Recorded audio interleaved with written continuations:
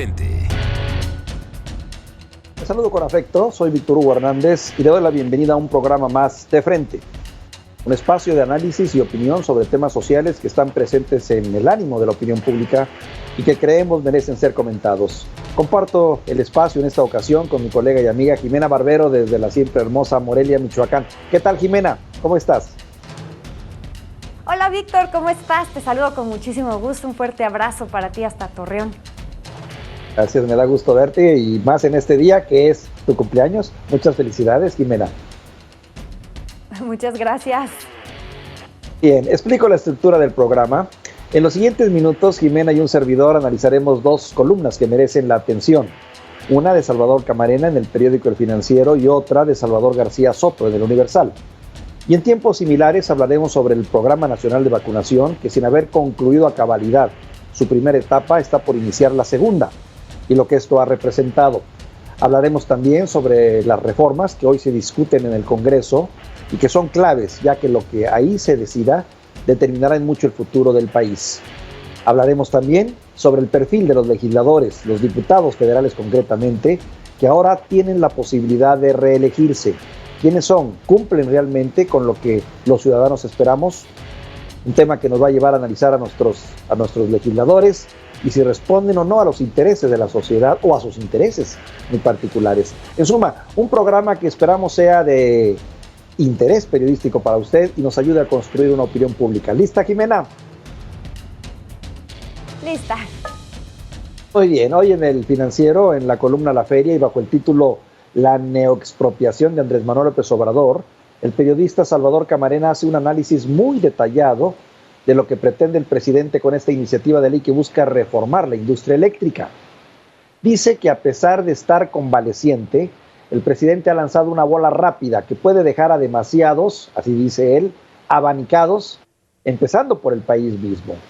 Una iniciativa que tendrá que ahora discutirse bajo el esquema de preferente y que compromete el futuro ambiental de México, la competencia empresarial y la imagen jurídica de nuestro país.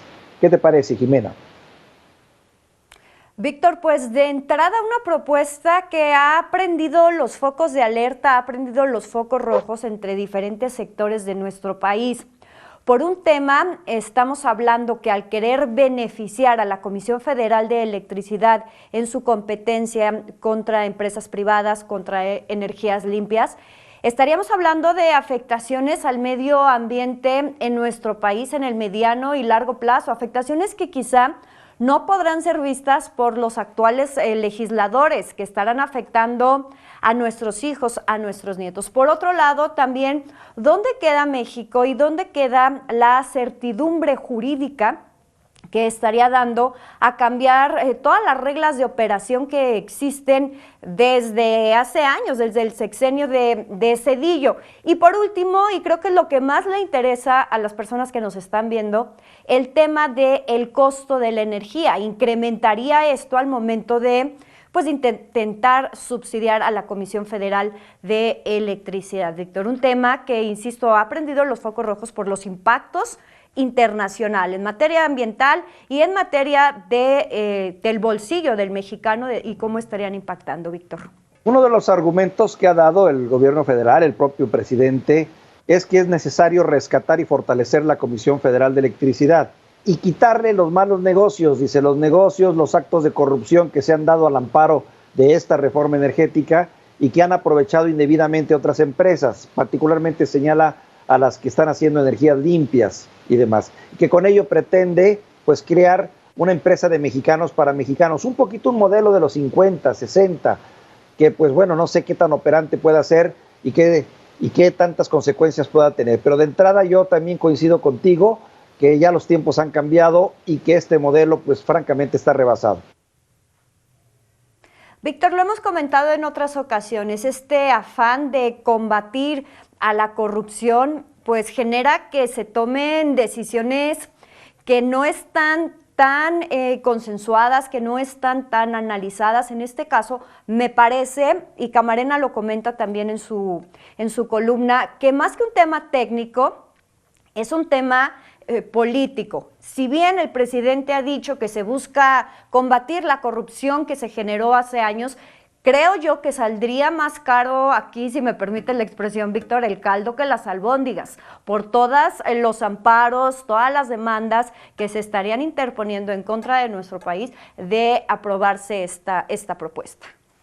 Fíjate que más que político lo siento ideológico, Jimena. Creo que esto obedece más bien a un modelo, a una concepción de gobierno que va ligado más a la ideología que a lo político o al pragmatismo, que es lo que se necesita en este momento. Y por otro lado, es cierto, se usa la bandera de la corrupción y de los corruptos, pero para variar, como en otros temas, no se dan nombres, ni se hacen señalamientos, ni se señalan casos concretos de corrupción. ¿Estás de acuerdo?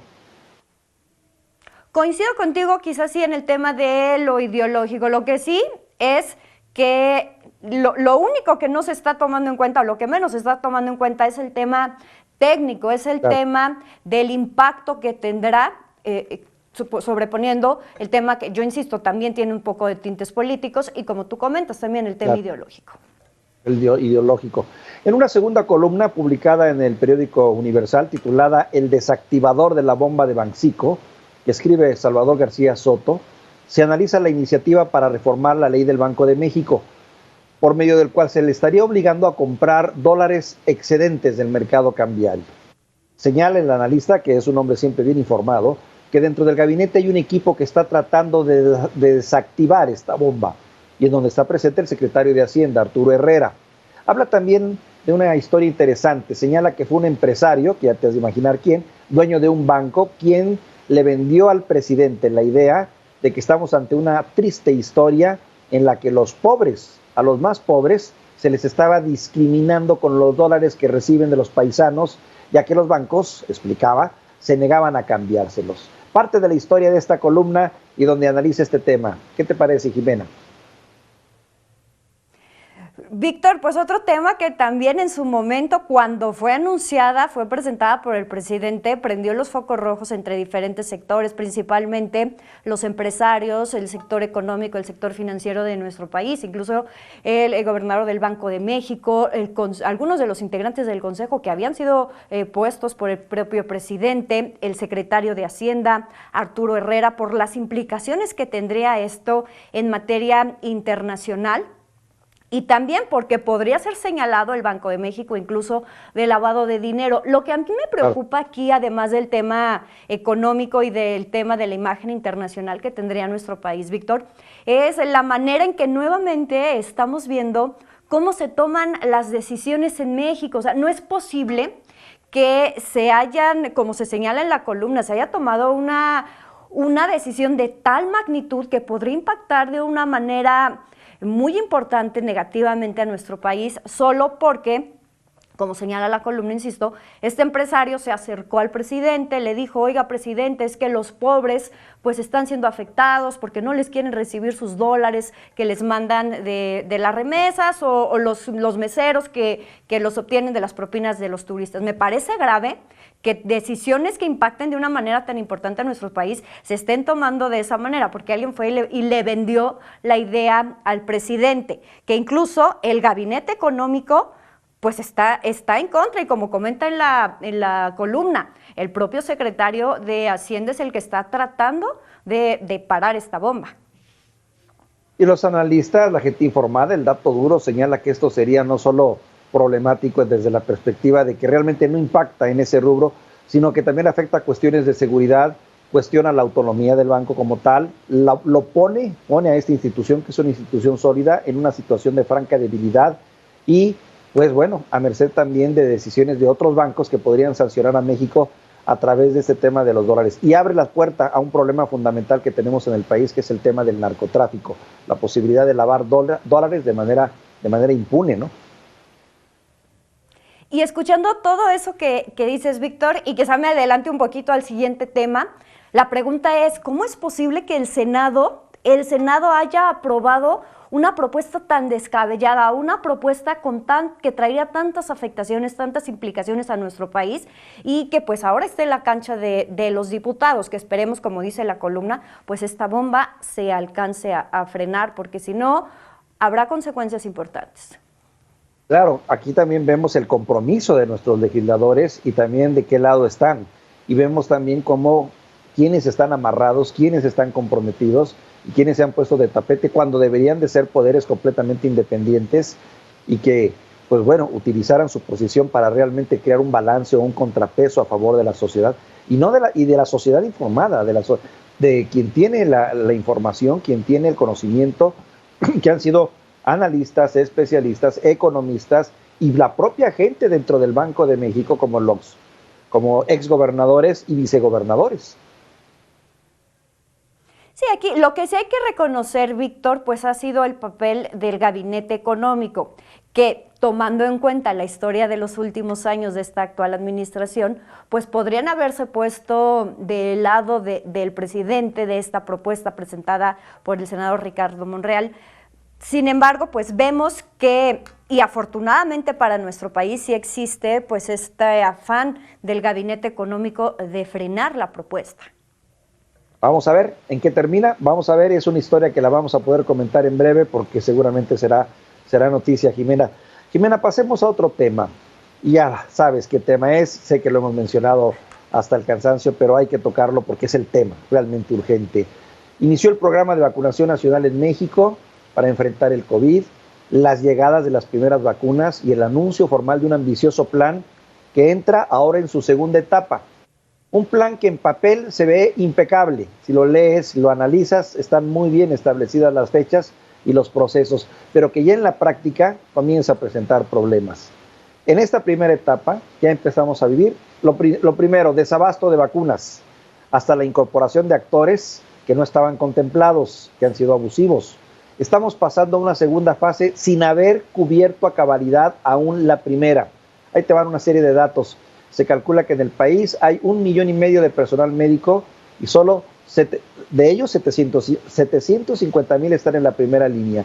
Y hasta este momento no se han aplicado poco más de 700,000 vacunas solamente. Un punto de 700,000 vacunas de 1,400,000 que se esperaban al día de hoy ya se hubieran aplicado. No se han aplicado. Y en la segunda fase mal comenzamos al poner en operación, ya lo sabes, tú lo has intentado entrar, yo también, una página web donde se supone que debemos registrarnos o se deben de registrar las personas de edad mayor para poder hacer cita pues para la vacuna y que simplemente se saturó. Nos echaron la culpa, que fuimos nosotros quienes saturamos esa página. En el discurso... Por entusiastas. Contamos, por entusiastas, ¿no? En el discurso contamos ya con vacunas de por lo menos 5 laboratorios, pero en los hechos reales no tenemos vacunas aún. Plan sin vacunas, plan sí, vacunas no, o plan no y vacunas tampoco. ¿Cómo lo podrías calificar, Jimena? Yo lo calificaría, Víctor, como plan no y tampoco vacunas. Y no solo un plan de vacunación. No hay un plan para contener la pandemia, partimos de eso. Partimos que este mes, el 28, cumplimos un año, Víctor, de que se presentó el primer caso de COVID-19 en nuestro país y no hemos visto una estrategia que funcione, no hemos visto una estrategia para empezar en cuanto a la contención de la pandemia, mucho menos un plan de vacunación, porque no es un plan, ese PowerPoint que se presentó, esos PDF, no me acuerdo si era PowerPoint, PDF, que presentó el gobierno federal, donde hablan de sus 5 fases. De sus 5 fases que vamos en la segunda y ni siquiera imagínate, son 5 fases, la primera ni siquiera se ha podido cumplir. ¿Qué vamos a esperar de las siguientes 4? Lo comentabas tú. No se ha terminado de inmunizar a el sector salud, a los primeros combatientes, a los que están en la primera línea de batalla. No se ha terminado ni siquiera de aplicar la primera dosis. Estamos también ante la incertidumbre de cuándo les van a aplicar la segunda. Decían 21 días, después dijeron que se podría retrasar hasta 30 y tantos días, después 40 y tantos días. El punto es que existe esta incertidumbre. Y sobre esta incertidumbre arrancas una segunda fase también plagada de irregularidades, plagada de dudas. Creo que lo de la página, lo señalaba hoy López-Gatell, pues se va a solucionar. Pero bueno, lo de la página podría ser peccata minuta en torno a los demás errores que me parece se están cometiendo en esta planeación de vacunación. Lo platicábamos un día tú y yo por teléfono, cómo es posible que en otros países la gente vaya al punto donde se estará aplicando la vacunación, y aquí en México la vacuna vaya a ir hasta ellos, los esté buscando, se registren en esta página, después a ver si los llaman. Son adultos mayores, son personas de la tercera edad, o sea, sí me parece que es un tanto complejo, que no ha sido la estrategia, no hay un plan, y lo peor, no hay vacunas, para empezar. No hay vacunas, entonces ya vamos retrasados en la segunda fase.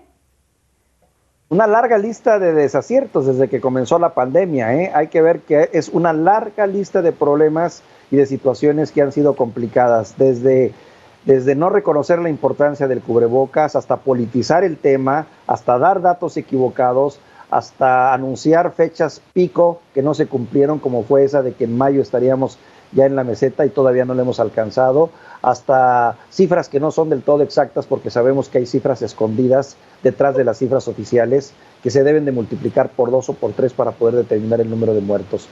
De acuerdo a una revista, el Economics dice que a esa tendencia que llevamos en México y como se está llevando a cabo este programa de contención, estaríamos vacunando el 70% de la población mexicana hasta mediados o finales del próximo año. Cosa grave, ¿eh?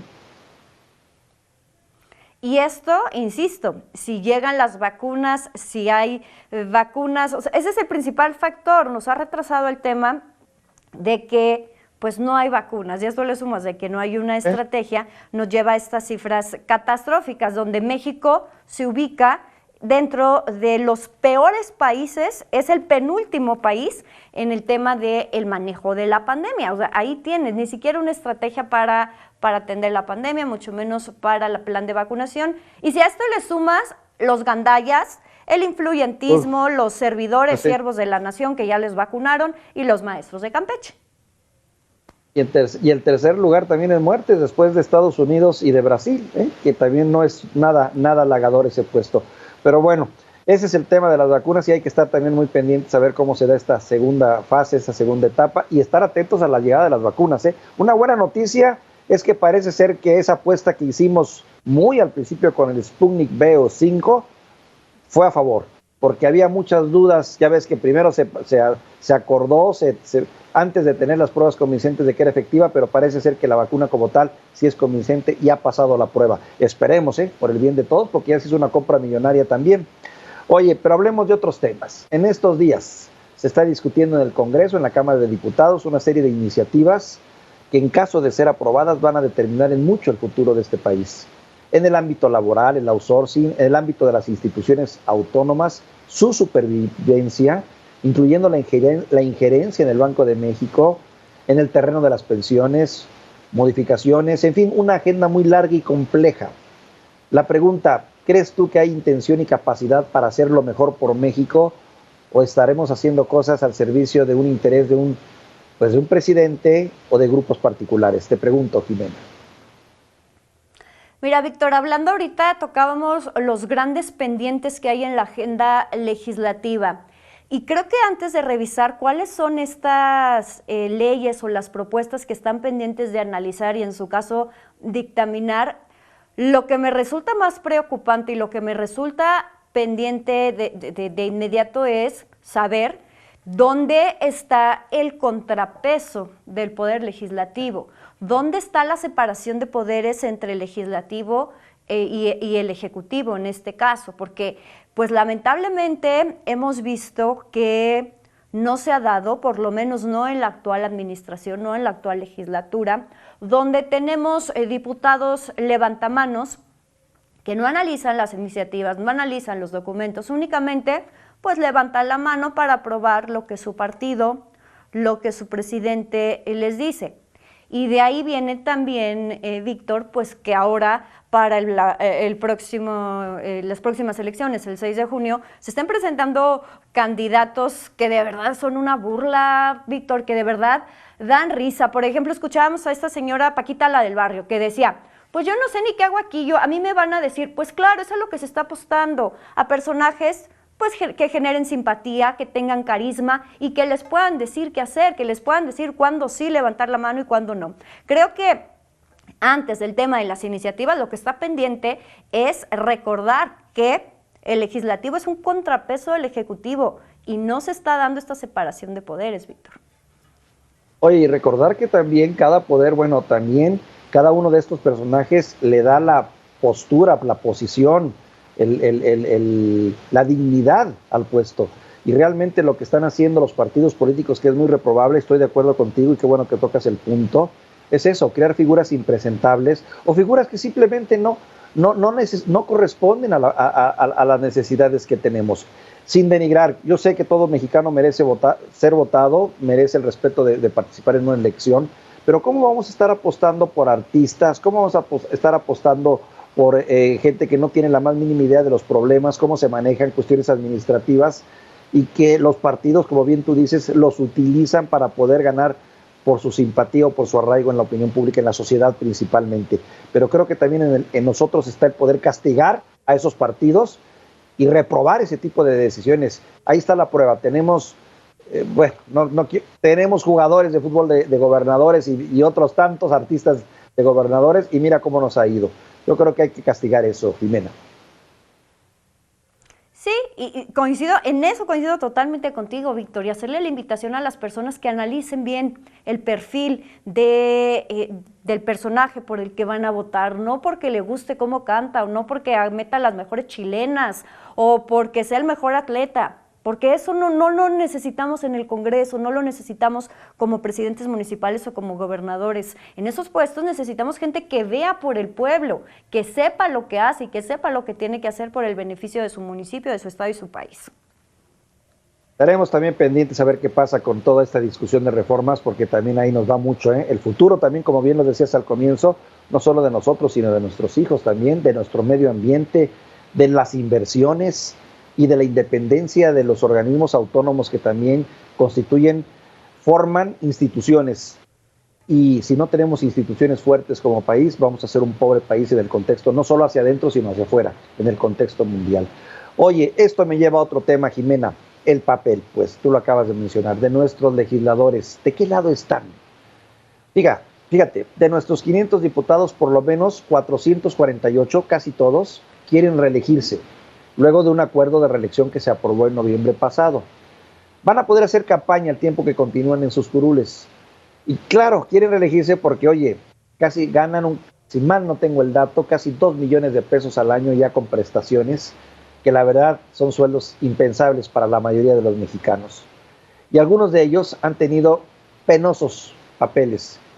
Muchos ni siquiera figuran por haber hecho algo digno, pero hoy quieren reelegirse. La pregunta es, ¿realmente nos representan?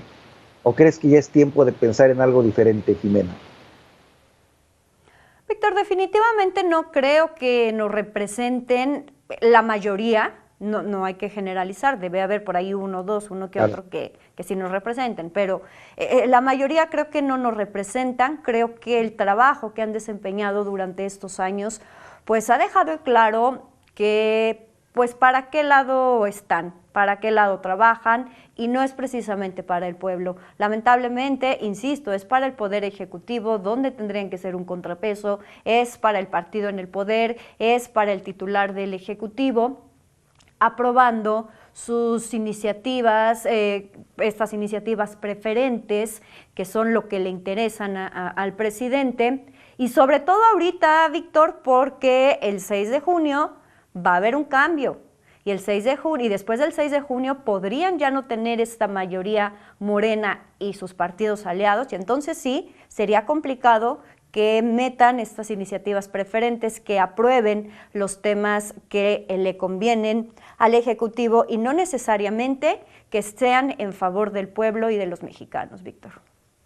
Jimena, y además no sé, ¿estarás de acuerdo en que realmente la manera como se maneje este proceso de las vacunas, qué tan efectivo sea, van a influir también mucho, van a determinar mucho el resultado en muchos de los estados, donde en este momento, pues precisamente esa es la guerra principal?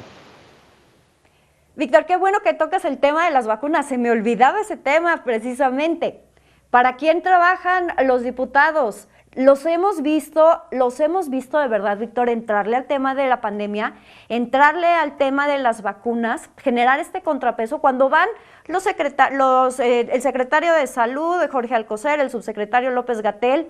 Son unas comparecencias a modo. No hemos visto un papel de legislativo en torno a esta pandemia. Están siendo comparsas del Poder Ejecutivo, no están generando un mejor terreno para atender esta pandemia para el mexicano, para el ciudadano. Desde ahí estamos viendo para quién trabajan y coincido, como lleven esta pandemia, va a ser como se va a reflejar el 6 de junio en las elecciones. Lo vimos en Estados Unidos. Así es, hay mucho que ver, Jimena, hay mucho por delante y va a estar determinado por lo que ocurre en las siguientes semanas, siguientes meses en el tema principalmente de la pandemia, pero también de un proceso electoral que ya está en puerta, en lo que todo se va a politizar y todo va a pasar por ese matiz de la política.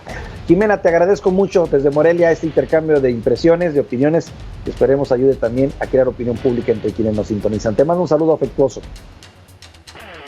Un saludo, Víctor, te mando un fuerte abrazo, recuerden usarlo bien, cuidarse y cuidar a su familia. Claro, un saludo afectuoso, claro que sí. Por mi parte esto ha sido todo, yo le agradezco mucho que nos haya acompañado, esto ha sido un programa de frente.